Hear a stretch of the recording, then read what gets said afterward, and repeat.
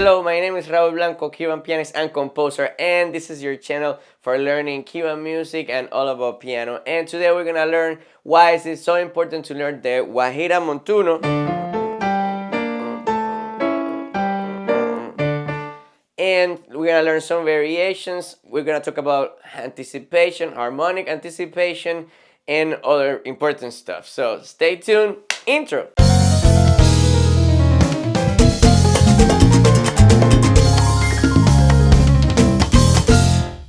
The PDFs I'm gonna be using today are available in my Patreon account, Raul Blanco Music. And if you wanna check out more content like this in Spanish, I have a channel called Raul Blanco Music, and I have way more content there. I just started this channel, but in the meantime, this is what I have. So now let's dip into this. The Guajira.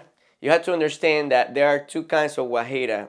There's the 6A Guajira, which is pong pong pong pong pong pong pong chaco tu chaco tu taco tu tre paco tu work fast anka chungu chu paco tu thinking tu ting tiki tu tiki tu. And the 4/4 Guajira, which is the one kind of like more people know, which is 1 4 5 4 1 4 5. Could be minor or it could be major. 1 4 5 4 1 4 5, which is like Guantanamera, Guajira Guanta. So you know, you want to talk about Guajira Guantanamera. So it's the structure of the Guajira in 4/4.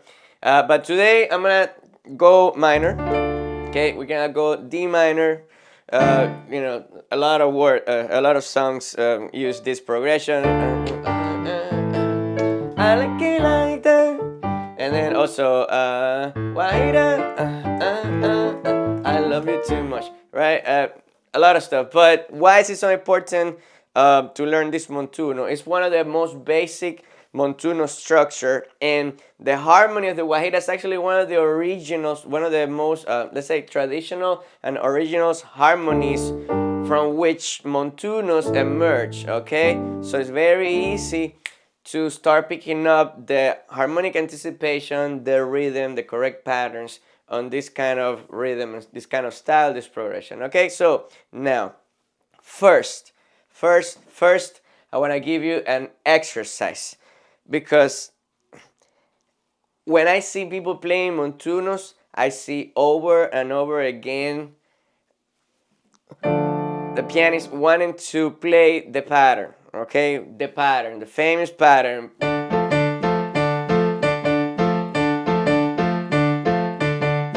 Okay, and there's nothing wrong with that rhythm, but the problem with that rhythm is that it squares your mind, it makes your mind square. And then if you have something like right,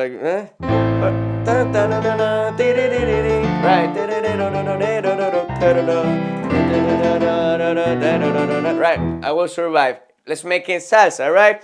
And we use that other pattern.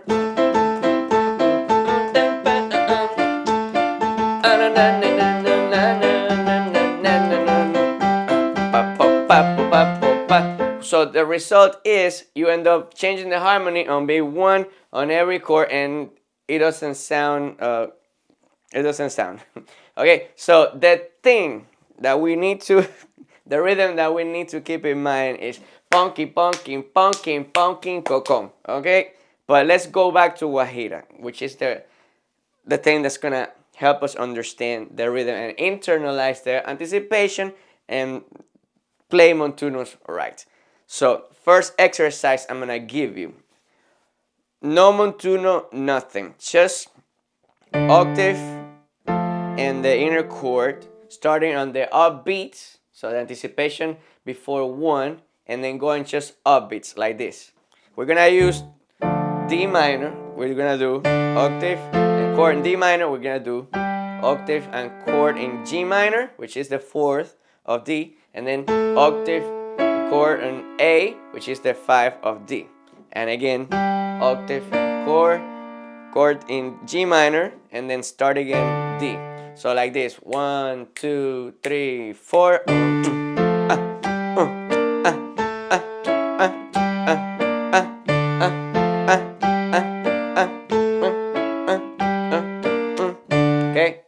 use a track. 1, 2, 3, 4.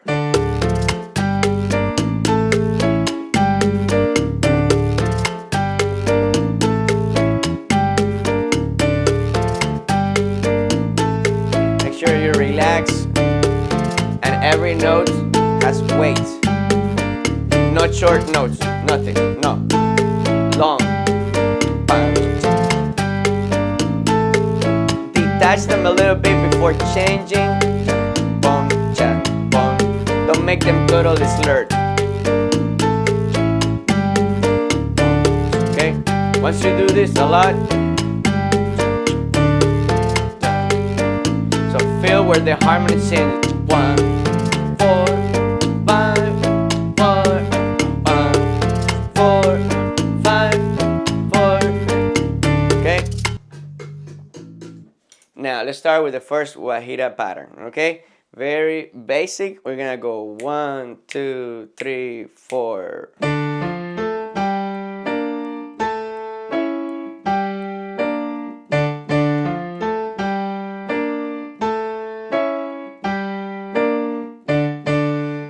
With the track.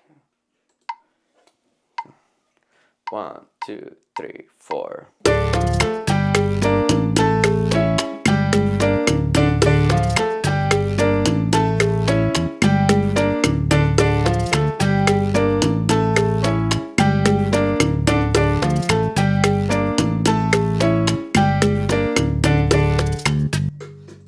Notice you're gonna start with an arpeggio, okay? And then you're gonna do anticipation like we did before. So the only difference is the arpeggio of the beginning and the fact that you're starting on the beat, okay? For now, we're gonna start on the beat because when the band starts, the Montuno starts on the beat unless it's indicated otherwise. But after that, we're gonna feel the following: arpeggio, upbeats. And we're gonna stay in upbeats all the way until we get to the tonic again, to the D minor. Okay? Now, anticipating downbeat with eighth note. Okay? This is the next thing we're gonna do. Now, instead of resetting the Montuno on beat 1, instead of doing that repetition, we're going to tie the notes.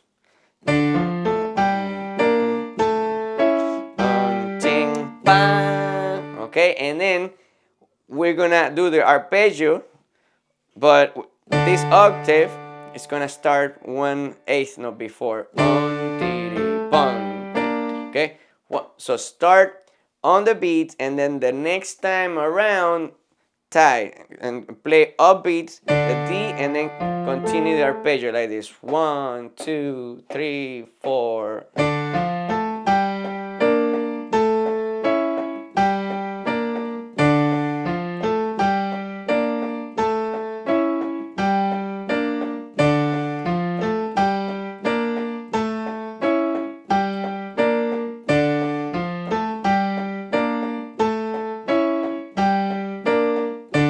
So we only start on the downbeat at the first time at the beginning of the Montuno, and then everything else is gonna flow on the upbeats. With the track. 1, 2, 3, 4.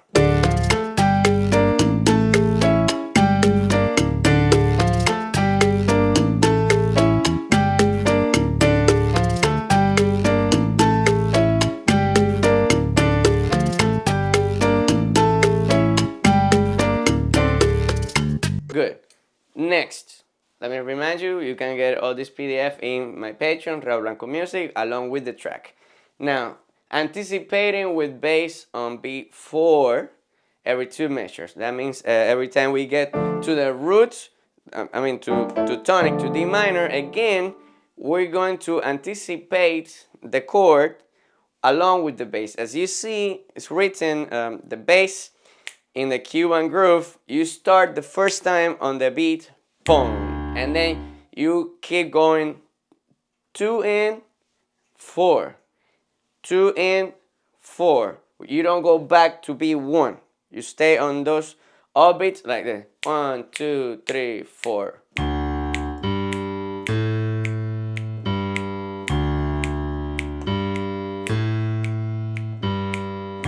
So the harmony actually changes. It starts on the beat. The first change is on the end of 2. Okay, it's not on beat 3 the way you write it. It's written on beat 3. Yes, we write the harmony in beat 1, in beat 3, and then beat 1 again. Okay, but you don't interpret it like that. You don't play the montuno or the bass starting harmony change on beat 1 on beat 3. No, you start the beat 1 is only the first time. 1, 2, and 3, 4. 1, 2, and 3, 4. Okay? 1, 2, and 3. 1, 2, and 3, 4. 1, 2, and 3, 4. Now, the montuno we've been doing so far, okay, it starts the same as the bass.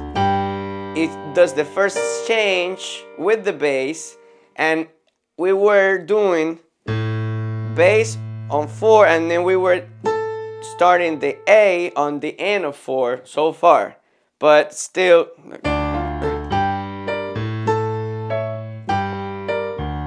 Alright, now we're going to do even more with the bass. So there's 2 ways of doing this. First, we're gonna do only with the D minor. Okay, we start the sequence normal.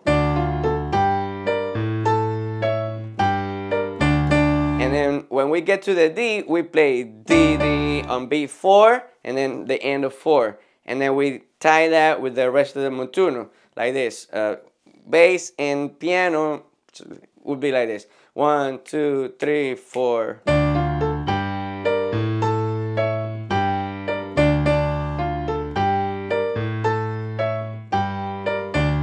Okay, let me do it with the track.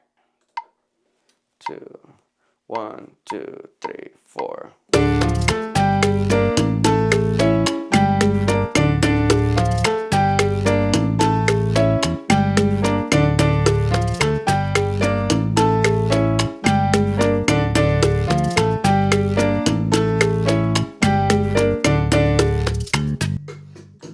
Now we're gonna do it even more on every measure. And then you're gonna notice that in this variation, I actually do arpeggios all the time now, because after you have 4 in, you kind of need to have the arpeggio after. Okay, so if you start do di di dum ti pa pum, so you get 1, 2, 3, 4, like 1, 2, 3, 4 in, 2, 3, 4 in, 2, 3, 4 in, 2, 3, 4 in. So every time you do 4 in, you gotta follow with arpeggio. 4 in. So now we're gonna arpeggiate the A. So.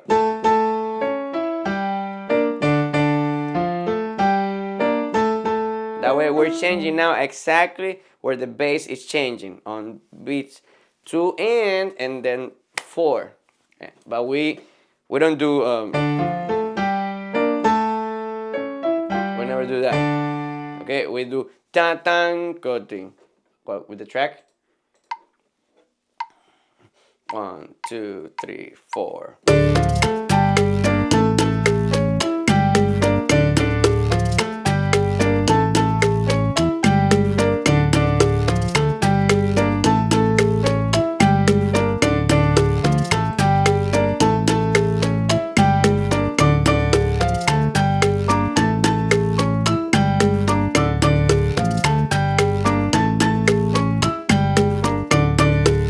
Alright, now anticipating with bass on beat 4, no tight anticipation. We're going to repeat now. Okay, this is very common to do in a lot of situations in modern music. So instead of going pop on, we're going ta ta ta. Okay, so we start like arpeggio. We're going back to the 2-bar sequence where you only repeat pop on the D minor. Okay, to make it a little simpler. So we're gonna do ready and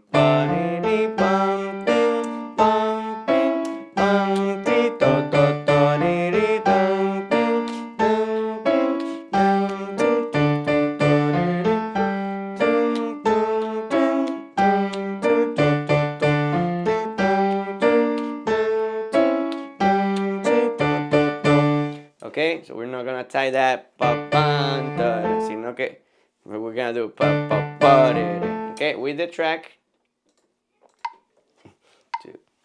1, 2, 3, 4.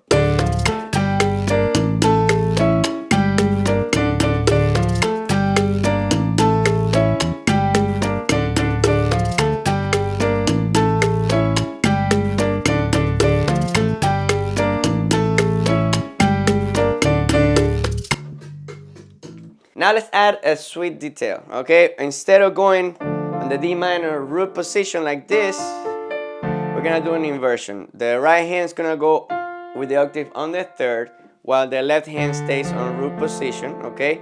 The right hand is gonna start on F, and the arpeggiate the rest of the chord. So when you play D, E, D, F, A, sorry, in English, Spanish, everything is confused. D, F, A, the right hand plays F, A, D. So like this. So everything you do, right, so you sound like that. Now, if you do, for example, this variation,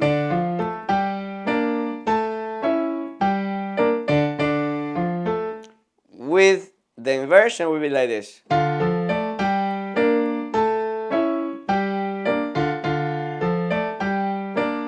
Right? Later we can talk about other, like, of course you can do that too. I don't suggest, I don't recommend going from here to here. It's too far away, the jump. Okay? If you wanna do these two, I suggest you start here. Okay, now the thing I'm gonna do next is combine everything we have done, because that's how Montunos flow. Okay, Montunos you should be able to switch a little bit. Okay, from the starting on the downbeat and then going to all up beats, 4 and just and resetting again on the downbeat, repeated notes, all of them. Okay, and that way the Montuno flows and doesn't get stuck. So let's try apply everything. Here we go. Maybe I'll throw the inversion too. 2, 1, 2, 3, 4. Start basic.